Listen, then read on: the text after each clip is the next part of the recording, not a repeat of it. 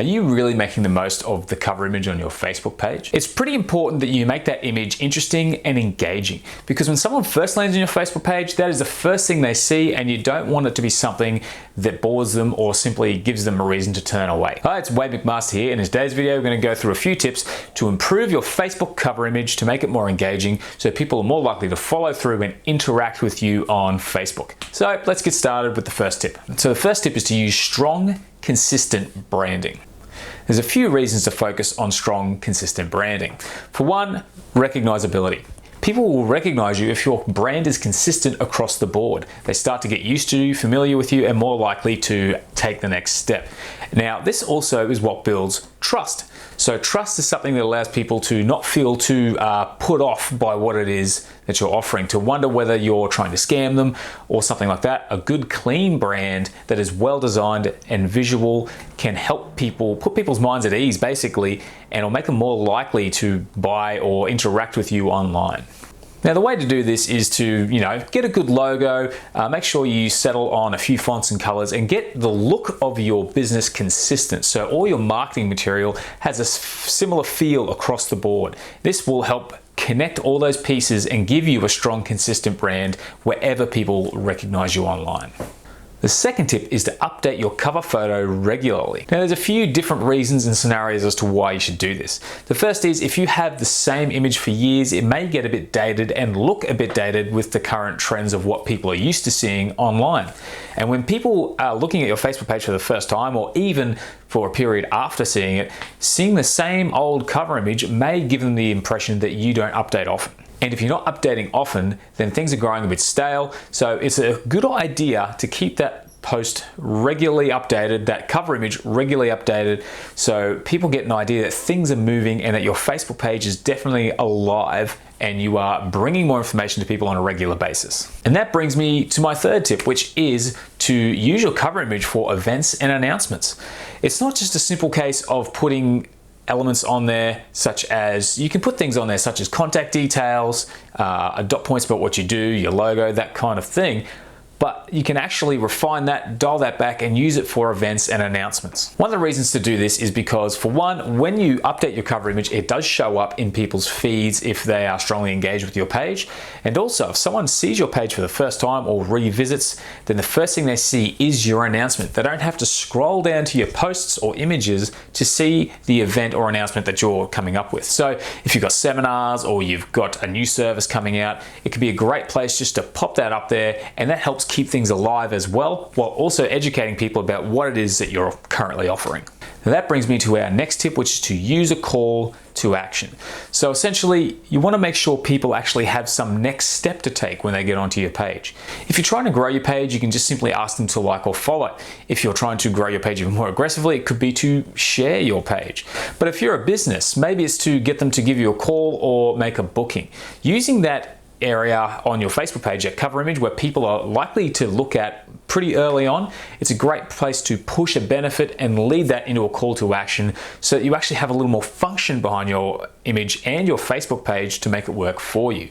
Now, this is a great tip if you're looking to grow an email list with a lead magnet, because you can pop an image of what it is that people can get for free and send them down to that button to sign up, which is another tip in itself, is to simply set up the button on your Facebook page, and you can actually point to it using your cover image. So this is a great tip for getting people beyond Facebook and turning them into customers. The next tip is to know the specifications.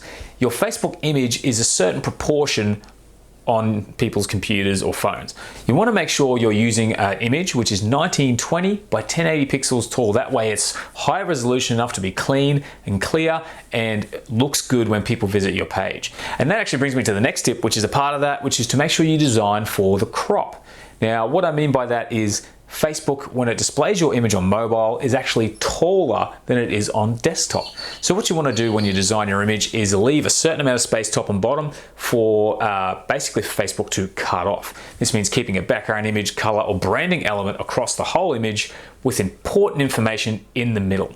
And I've actually got some templates and a guide to that, which I'll link to below. It shows you exactly how to set that up so that way you're not getting any information cut off when you're designing your Facebook image. And the next tip is to simplify, because with all this, you may be thinking, how much can I pack into my cover image?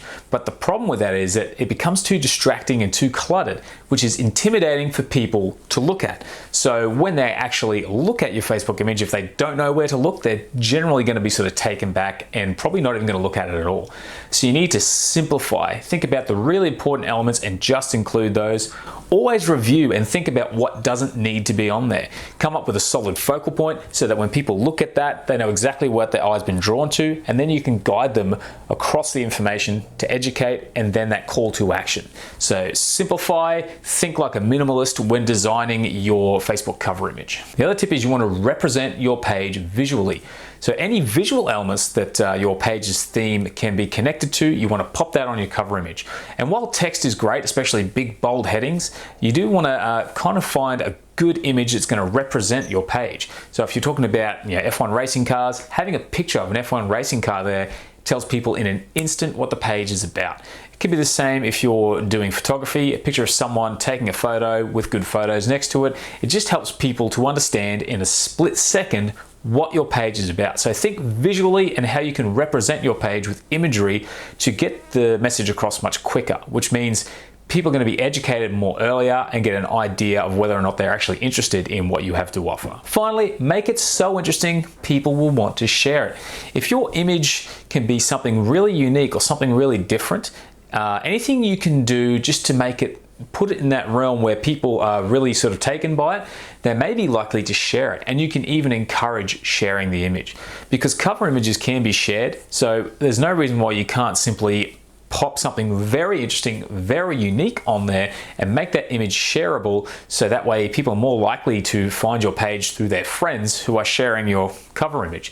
Now this also just makes it, even if they don't share it, if the image is unique and catches the eye, they're more likely to be engaged and very interested by it anyway, which will probably lead to more likes, more follows, and more interactions. Now I can help you out with this because I do have a series of Facebook templates that you can download and edit in Photoshop.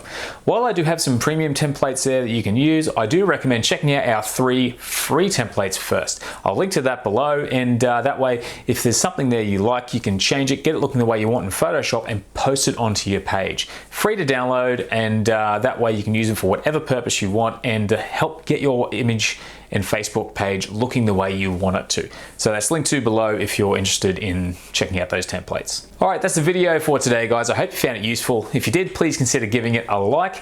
Otherwise, feel free to check out any videos on my channel if you're looking for more information like this. Otherwise, I hope you have a great day, and I'll talk to you again soon. See you later.